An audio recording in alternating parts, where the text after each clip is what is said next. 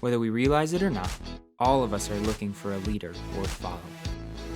We spend different seasons going from teachers to family members to movie stars and athletes, looking for the perfect role model for our life. Each and every time, we find that the people we have chosen to put our hope in let us down. What if this didn't have to be the case? What if there's a perfect leader that we all have the chance to follow?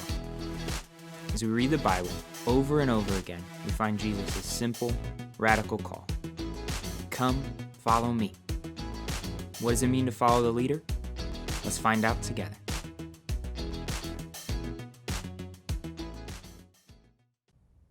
Hey there, morning. Hope you're doing well. Ryan here, campus pastor of our Elliott campus. And maybe if you've just tuned in with us, I want to just say I appreciate you doing that. Glad to be here with you today. And I also want to let you know about weekend services that we have just now begun to resume. And we're actually meeting in Crossview Church right now. And so that's got at 9 a.m. And if you want to physically gather together, maybe if you've been watching online for a little while, or maybe this is the first time that you're doing that, love to have you pop in if you feel comfortable and safe doing that. Of course, if you are somebody maybe who's at risk, we encourage you to continue to watch everything else online, and we'll continue to meet you here every week. If you do want to stop in, though, make sure to take a minute and just RSVP. Let us know that you're on your way in and plan on being here. We do have limited space, and so we want to make sure to make a good plan for you, and look forward to seeing you, though, if you can make it out here in person, Crossview, of course, at 9 a.m. Want to take our next step in our series we started just last weekend called Follow the Leader. And this is a fascinating series. I think it's fascinating as we kind of dive into a conversation about leadership. And I think we have an interesting relationship with leadership, right? In some ways, we're kind of drawn to it. We want it. We know it when we see it. And we want to be led. We actually said last week that's kind of part of our instincts, part of how we're built. Is we're created to follow. We said last week we're created to lead, we're created to follow, and so we're looking for leaders, and we're looking for leadership. And we said a lot of ways that starts early, that kind of from the beginning of our childhood, we're looking to parents and family members and coaches and teachers. Sometimes we're looking at celebrities or athletes or right, you name it, kind of people in our lives who we might admire, and we'll kind of model ourselves after leaders. So in one very big and one very real way, we're drawn to leadership. On the other side, we're kind of repelled by leadership. We look at it and we think, man, we don't want to be taken for granted or taken advantage of. We don't want to be people that are dominated or used. And as we look out into our culture and we see kind of some negative examples of poor leadership, we say, man, I don't want to be a part of that. I don't want to be in a situation where I've trusted the wrong person, followed the wrong leader, and been hurt in the process. So leadership is interesting because we can't get away from it. It's going to be a part of our story. We're going to be drawn to it. We're going to be repelled by it. And then we said kind of the other dimension of leadership is that not only are we trying to follow leaders and kind of navigating that conversation, but people are actually following us, right? If you're a parent or you're a coach, if you're a sibling, if you have somebody in your life who may be kind of looking to you and looking to you for advice or watching what you're doing and modeling themselves after you, in a very real way, you're a leader to them. Whether or not anybody would use that language, you or them, is irrelevant. You're influencing them, you're leading them, whether you realize it or not, and that's going to be true for pretty much all of us, right? We're impacting people all the time, whether we realize it or not. So leadership is a big deal. And we said we want to take some time and really begin to unpack this thing. And we said what we wanted to do in this series is kind of spend some time camping out around that big concept. And then specifically, we wanted to dive in and see if we could understand and unpack what it means to follow the perfect leader. Right, we want to look at the life and kind of the life and ministry and the leadership of Jesus and understand who he is. Right, he's somebody who we can kind of camp out behind and put 100% of our hope in because he's perfect in every way. Right, so that's kind of the focus of our series, the focus of our time together. And one of the things that we said is Jesus kind of gets put in the religious the religion bucket, right? We think of Jesus as church and church stuff and going to church, and we think of him in religious terms, and sometimes it's a little bit hard to pull him out of the religion bucket and put him in the leader to follow bucket. That category where I'm looking for someone to model my life after and looking for somebody to be influenced by, not just the religious duty and obligation side of things, but what if we saw him kind of for who he is? And one of the things that we said last week is Jesus is an unbelievably influential leader. Arguably, I would say he's by far the most influential person that's ever lived on the planet. So 2,000 years later, he continues to influence the world in ways that we don't even notice anymore because his influence is so pervasive. We said there are billions of people attached to his name and organizations that are represented by his name. The Bible continues to be the best-selling book of all time. Literally, our calendar is built off of the time we think he was born. That's incredible. If anybody questions the influence of Jesus, you can look at these big, massive, influential things that we have designed our society, our culture around, and continue to be designed around. And we have to say, okay, Jesus is a big deal. He is a leader. He's influencing us in all kinds of ways, and we want to follow him and do that on purpose. Not just in a generic way, in a societal way, but in a personal way. How do we follow him as our leader? And that's the question that we're really diving into. Because while there's all kinds of human leaders in our lives, that's not a bad thing, that's a good thing. The reality is that there are plenty of people that are worth supporting, that are worth following, but at the end of the day, I'm going to put my hope into someone, and I got to make sure that whoever I put my hope in is not going to fail me. I love this. I came across this proverb. I wanted to share it with you. Proverbs chapter 11, verse 7 says, "Hopes placed in mortals will die with them. All the promise of their power comes to nothing." And there's just a reality to this. That when I'm going to look at kind of where I can put my hope, I better not put it in a human, because humans fail, humans leave, humans have job changes, humans move across the country, and of course humans are going to pass away because we all have a short lifespan, relatively speaking to who God is. Humans are limited, and they're not made to carry the weight of my hope, so to say. And so I want to make sure that I'm attaching myself to the one who can actually handle my hope, and of course that's going to be the person of Jesus. So as we look at Christ, we want to look at him, again, not just in that religious bucket. We want to look at him from the leader to follow bucket. And that's kind of how he interacted when he was on the planet. All right, when he talked to followers and he interacted with people, a common thing that he would say is this. He would say, "Come, follow me. Come, follow me." Jesus didn't say, "Hey, just come to church, be religious, do religious stuff, right? Be a religious fanatic." He said, "Come, follow me." He interacted with people as their leader, right? And he kind of invited them. He had that invitation out there to interact with him in kind of in accordance with that model. So we want to do the same thing, and we want to look at different aspects of who Jesus is and see that when we choose to follow Jesus, there's a direct correlation. There's a direct impact on me as a follower, because I start to take on the character qualities and the personhood, sometimes even the identity of the leaders that I follow, especially the ones who I've kind of placed my hope in. So that's what we're going to do today. We're going to look at kind of the trustworthiness of Jesus. And we're going to see, is this really a person I can put my trust in, my hope in? And how does that all work? And so we're going to start and kind of walk through a logical line of thinking today and see the trustworthiness of Christ and how, if I follow him, here's the direct output that's going to have on me as his follower. So this is the journey we're going to take here today. So let me start by showing you this great verse, 1 John 1:5b, kind of a statement about who God is. He says, "God is light, and in him there's no darkness at all." Very, very profound statement, loaded, simple but loaded. God is light, and in him there is no darkness at all. One of the uniquenesses that we can lock into here with the person of Jesus is he's the only one who is 100% human and 100% God.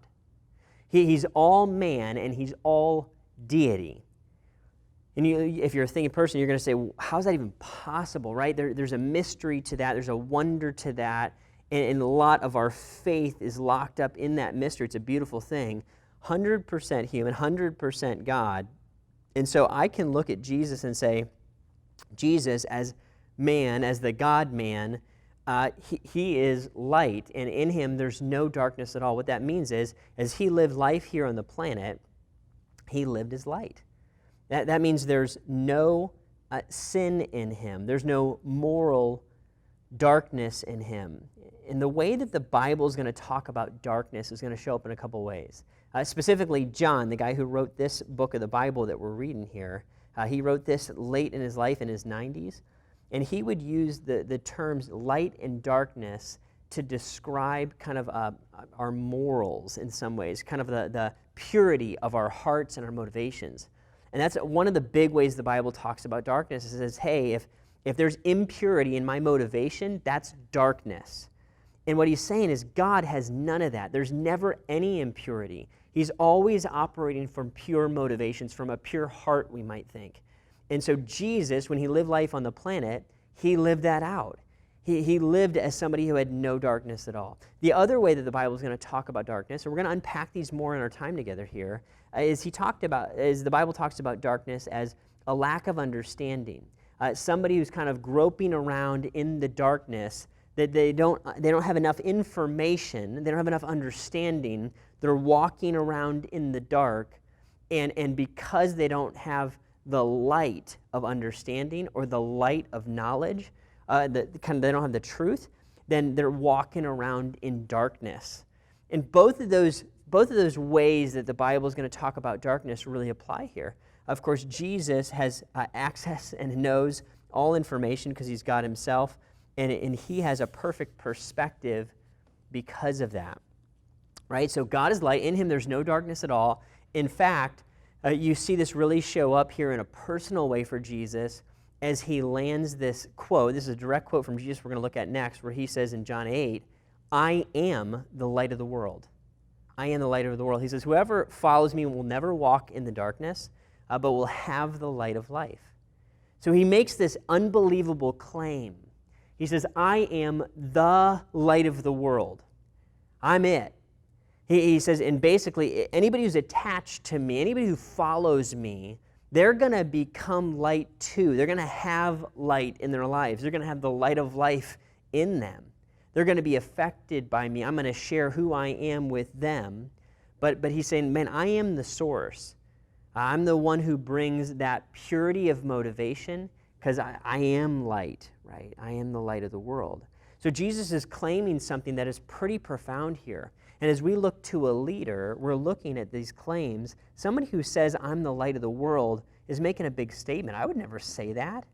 I can't think of an athlete that would say they're the light of the world, the exclusive one, right? There's many people that bring light and bring encouragement and bring truth to our culture and our society, but Jesus isn't saying that. He's saying, I'm it.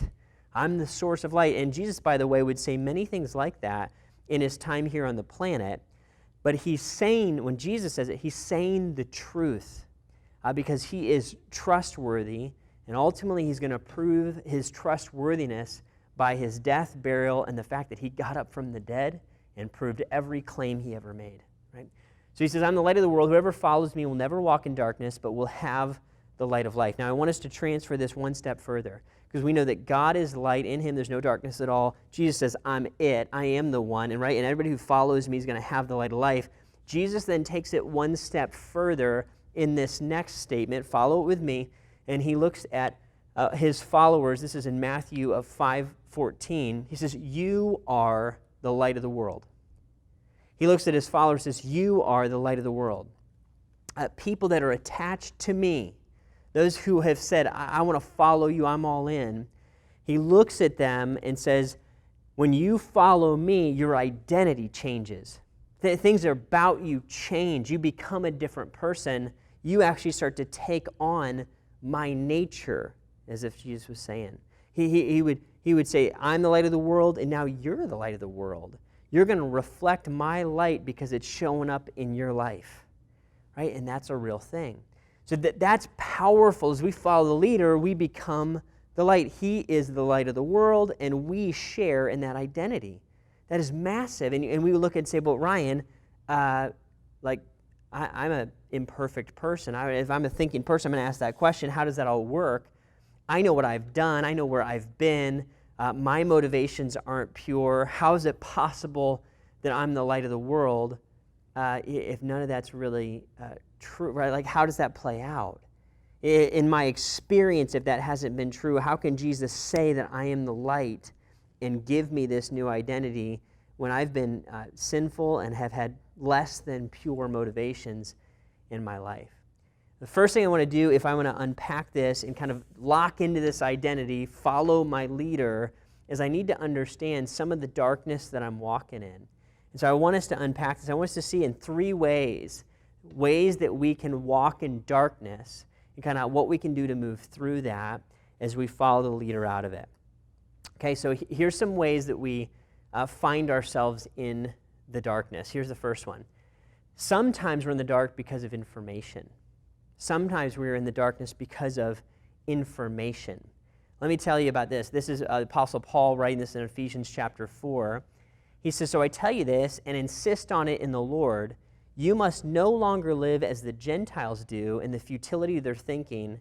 He says they are darkened in their understanding. They are darkened in their understanding. And here's the idea. He's saying, looks like we were talking about a minute ago, darkness sometimes looks like me just not knowing the truth. And when we're talking about Gentiles, these are people who are non-Jewish. They're people that didn't have access to the things that the Bible said, to the truth about who God is. And eventually, the good news about Jesus came to people who are non-Jewish. That would be me, and that's probably many of you, right? So he says, often people who don't know Jesus, who don't have access to that information, live in the darkness. They're darkened in their understanding. So sometimes when I live in darkness, it's because I don't have enough information, and what I really need is I need to hear more about my leader. I need to learn more about Jesus. I need to understand the gospel more, the good news more, and that will lighten my understanding and open my eyes. So let me give you an example. I don't know what your background is, your religious background, if you have one or not. I didn't, right? I grew up with no religious background whatsoever, and I would tell you I was darkened in my understanding. I was just kind of rabidly trying to claw and scrape and find truth somewhere, like a person walking around in a dark room, man, trying to find the light switch. It wasn't until my friend told me about Jesus, shared with me the story about what Christ did for me, that he laid down his life for mine, that he lived a perfect life here on the planet, and then willingly said, hey, I'm going to take the hit for you. You're not perfect, I am. I can give my life as a sacrifice for your sins, and if you believe in me, you're never going to perish. You're going to be reconnected back to God because I become a sacrifice for the sin that you accomplished. Right? That story, the good news of the gospel, the fact that Jesus beat death and beat sin and now today is in heaven, alive and well, and offers you and I life, that message brings light. I need information about that. I need to know that information. I need to hear that and believe it. And as I do, that lightens, it illuminates my understanding because now I can have a relationship with the one who is the light. Right? And for me, that was massive. It's been the most life-changing thing I've ever heard. The most life-changing relationship that I've ever entered into is the relationship with a person who is the light. And as the more I get to know Jesus, the more my understanding is opened up as I hear his word and can see that light more and more clearly. Right? And that's true and that's available for all of us. Right? Sometimes I'm in the dark because I don't have enough information. Here's the next one. Sometimes we're in the dark because of motivation. Sometimes we're in the dark because of motivation. What do we mean by this? Sometimes it's the darkness of our hearts, the wanting to hide away because we know we've done the wrong thing or we've done something less than perfect, that we want to keep concealed so that we're not kind of exposed for the darkness that we've been in and for the dark motivations of our hearts. John talks about this in John chapter 3 when talking about Jesus when he showed up on the planet. Here's what he said. He said, this is the verdict. Okay? Light has come into the world, but people loved darkness instead of light because their deeds were evil. Everyone who does evil hates the light and will not come into the light for fear that their deeds will be exposed. But whoever lives by the truth comes into the light. Okay, powerful passage. He's saying light is coming into the world. He's talking about Jesus. And he said when light showed up, people scattered from Jesus. And this is true. Some were drawn to Christ and some were repelled by him. But the reason why people would be repelled by him is because of the darkness of their hearts. They didn't want to be exposed for kind of the evil things, is what John says, that they had done. And he says, man, everybody who does evil, they hate the light. They won't come into it for fear that they're going to be exposed by it. He says, boy, but if you live by the truth, if you want truth, if you want light, if you want to live the right way, then you're going to be drawn to Jesus because that's who he is. He's the light of the world, right? And we want to be people who come towards him more and more. I'll tell you guys, this hit me pretty personally.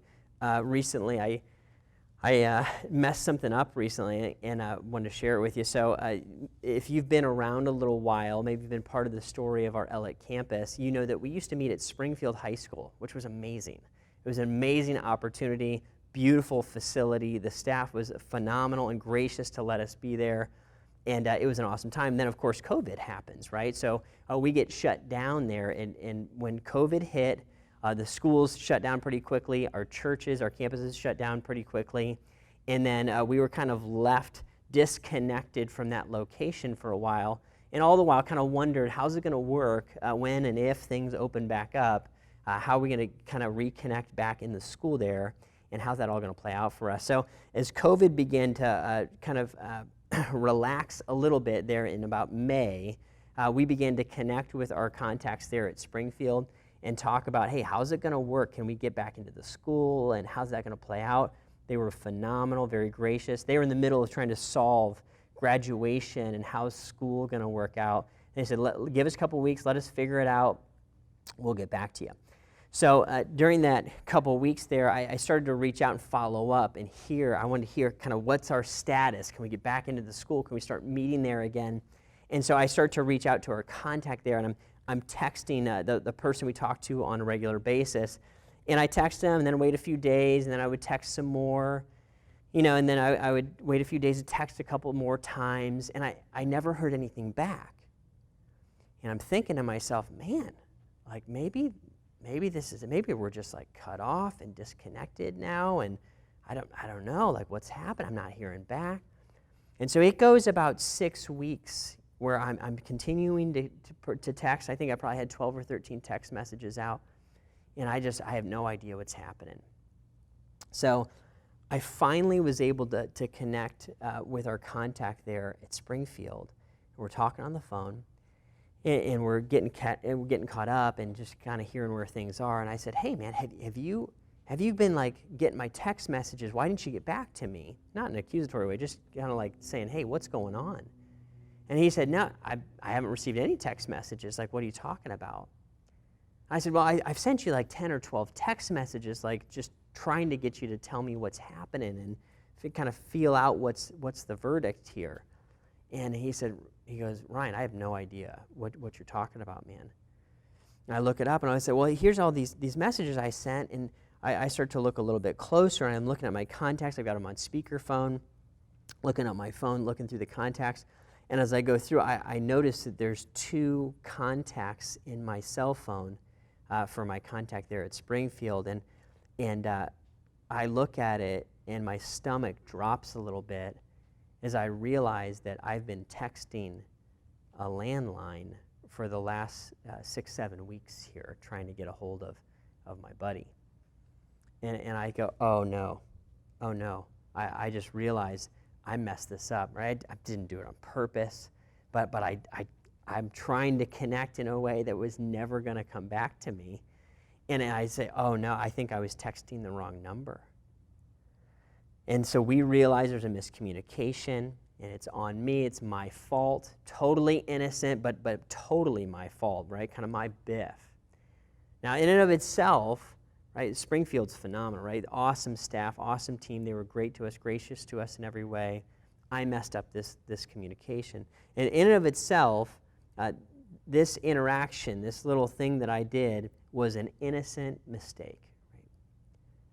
But here's the thing. That innocent mistake is very tempting for me. Rather than to expose that innocent mistake, now I'm tempted and motivated to hide that mistake so that you don't know that I messed something up.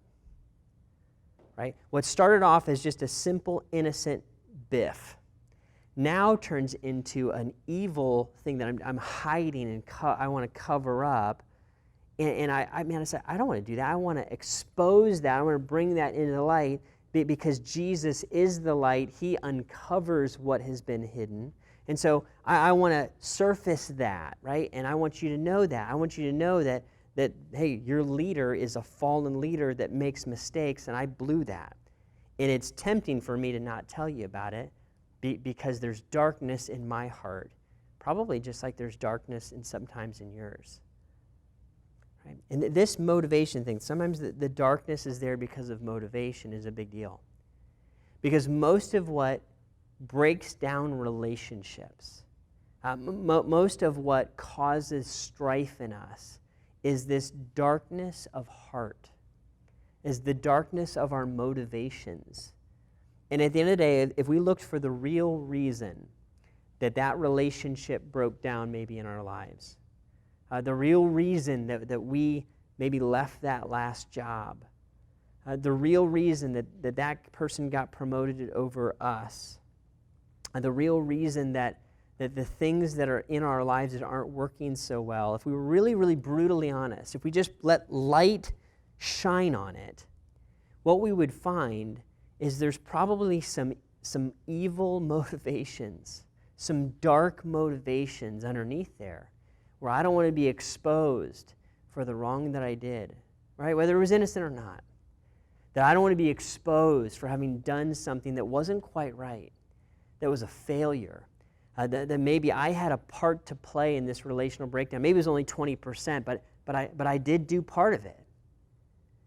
And if we would follow the leader and come into the light and let his light shine into the darkness of our motivation, my guess is we would find a way to be at peace with a lot more people, and we would find a way to progress a lot further in life, because it's often our longing to flee into the darkness, to hide it away, to not look stupid, that causes us to get stuck and to not progress forward in our walk with Jesus, or actually just in life in general. So sometimes we're in the dark because of information. Sometimes we're in the dark because of motivation. And then finally, sometimes we're in the dark because of separation. Here's what I mean by that. So sometimes we're separated from our relationship with God. We're kind of far from him or disconnected from him. Jesus talked about this a little bit. John 15:5, Jesus is speaking here. He says, I am the vine, you are the branches. If you remain in me and I in you, you will bear much fruit. Apart from me, you can do nothing. Apart from me, you can do nothing. So Jesus is given this analogy. He says, I'm the vine. Right? I'm the source of life, and you are the branches, and we need to stay connected to one another. And he basically says this: if you stay connected to me, if you remain in me, and I remain in you, if we stay tied together relationally, he says you're going to bear much fruit. But if there's a disconnect, you can't do anything. Right? A branch disconnected from the vine has no life in it. It can't bear fruit. It can't grow anything. And in very much the same way, I can, if I'm a follower of Jesus and I'm kind of operating independently, I'm running my own life. I don't have a active relationship with Christ. Maybe I grew up in church, or maybe I even attend church services. But if it came down to it, the personal relationship with Jesus and my connection to him is just not current. It may be historical, but it's not current. And because of that separation, I'm walking in darkness. I can't do anything. I'm not going to bear fruit. I'm not going to produce that kind of impact in the lives of other people, and there's not going to be a vibrancy in my own life. Sometimes it looks like that where I'm a follower of Jesus and I'm kind of disconnected and not current in my relationship with Christ. Sometimes it looks like being separated from Christ by never really forming a relationship with him in the first place. And you might be here today, might be connecting into this conversation, and you don't know that you have a relationship with Jesus. And if you're there, if you're separated from him, you're separated from his life and his vibrancy and kind of the light that he brings, the great news is we can leave that separation. We can have our life kind of rejoined by accepting what Christ did and becoming a follower of his. He offers that invitation. It's on the table, and that's one of the beautiful things about our faith. Right? So sometimes we're in the dark because of information. Sometimes it's because of motivation. Sometimes it's because of separation. But no matter where we are in kind of the picture, if I want to follow the leader, here's how it looks. I want to leave the darkness. I want to come into the light. I want to leave the darkness and come into the light. You say, Ryan, what does that look like? Let me unpack it for you. I think it can look a handful of different ways. If I find myself in the darkness, and all of us are to some degree or another at times, the thing I want to do, if I want information, I want to commit myself to moving towards the light by learning and receiving understanding about who Jesus is, about what he's done for me. And I don't want to pressure you to make a decision. I want to invite you on a journey to begin discovering who the light is and start to move towards him. Right? If I'm lacking information, I want to move towards Christ to receive that more and more. If I'm in the darkness because of motivation, I might have something, if I'm a follower of Jesus, that's in the dark. I'm in the light. I have a relationship with Christ. That's who I am. That's what we just discovered and read. But I might have something that's in the dark that needs to be brought into the light. Maybe that's a habit. Maybe that's a sinful attitude. Maybe it's a decision, something we've been hiding or managing over here. I want to pull that thing out of the darkness and bring it into the light and let Christ expose that and forgive me and heal that. And as that happens, I'm going to walk in the light more and more, right? Because he is trustworthy and he is true. He's in the light. There's no darkness in him at all. All right. Finally, I might be in the darkness because of separation. And I might need to say, you know what, I need to reconnect with Christ or maybe connect with him for the very first time. And I think that can start here and now. No matter where you are, no matter where you're listening to this at or watching it. If you're at home, if you're maybe in your car listening, wherever it's happening, where you're kind of processing this conversation, I want to land in a place where I say, Jesus, I want to follow you. I don't want darkness. I want light. And just remember, if you say you want Jesus, what you're saying is you want light. It's impossible to say, I'm a follower of Jesus, but I love the darkness. That's not how it works, because that's who he is. I want to leave this, and I want to move towards you, Christ. I want to be with you. And we know that step back to Jesus, it's gonna cause a little bit of difficulty. It's not gonna be easy. It's gonna need humility to admit that I've done wrong. and say, forgive me, whether that's for the first time or the 500th time. I want to heal that separation by becoming a follower of Jesus for the first time, or kind of becoming connected to him currently, wherever I am. Because I just want to give us a little bit of space to process that. Give us some room and invite the light into the discussion, into our hearts and minds, and saying, Lord, help me leave the darkness. Help me to move towards you, to come into the light and let you shine into the darkness of my heart, my mind, and even my life. As we do that together, would you bow your heads, close your eyes, would you pray with me? And we're going to take some time and really allow the light to kind of speak into the darkness of our hearts. Would you pray with me? Lord, we want to say thank you. Thank you that there's no darkness in you at all, that you are completely and totally trustworthy. Lord, thank you that you're never going to fail. You're never going to leave. We can trust and know that your words are true and we can bank on them. Thanks, Lord, that you're the light. And Lord, we ask as we kind of still ourselves here with you, that you would reveal and you would expose the dark parts of our hearts, the darkened understanding, and maybe even pieces of our life that we've kept hidden for a little while. We want to bring that out to you and invite you into it, that we can find healing and truth, that we might be able to see clearly, that we might become more like you, Jesus, and live out the identity as being the light of the world. Lord, would you speak to our hearts? Be with us here and now as we give you room, God, to transform us, to change us from the inside out. Meet us here. It's in your name we pray, Jesus.